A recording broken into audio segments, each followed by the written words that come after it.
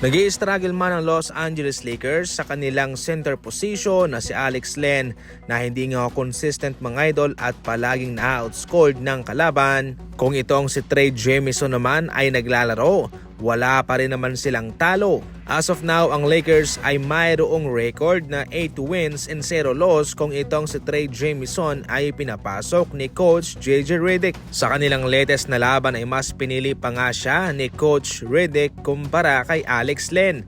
Alam niya na ito'y kanyang mapagkakatiwalaan kumpara kay Len. Si Jemison ay nagambag ng 6 points and 4 rebounds bilang backup ni Jackson Hayes na nagkaroon ng 9 points. Definitely sa kanilang laban kontra Denver Nuggets, masusubukan siya kasama si Jackson Hayes laban kay Nikola Jokic. Kahit na injured man si Anthony Davis at mukhang matagal pa bago makabalik, siniwerte naman itong Dallas Mavericks kay Max Christie na sa ngayon ay nakapagbibigay ng solidong numero para sa kanila.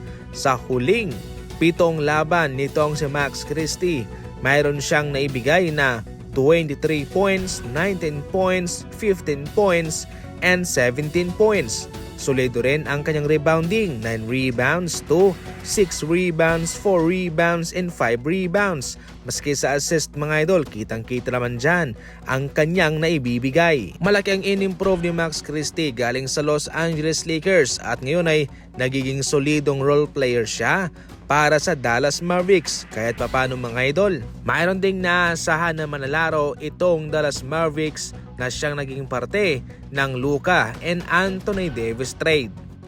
Depensa ang inaasahan ng Miami Heat na kanilang makukuha galing kay Andrew Wiggins na siyang kanilang nakuha sa Jimmy Butler trade sa Golden State Warriors. Alam nating malaking impact ni Andrew Wiggins sa depensa nung siya nasa Golden State Warriors pa at kabilang yon sa mga naging susi kung bakit nagkampiyon sila way back noong 2022.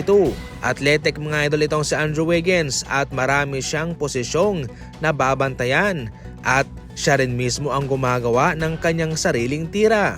Mayroon din siyang kakayahang gumawa ng clutch shot kapag kinakailangan naman. At heto naman ang kanyang mga kinakamadang numero sa kanyang huling 3 laban para sa kanyang bagong team na Miami Heat. Laban sa Toronto Raptors, sa loob ng 42 minutes, siya ay pumuntos ng 25 points, 8 rebounds and 1 assist.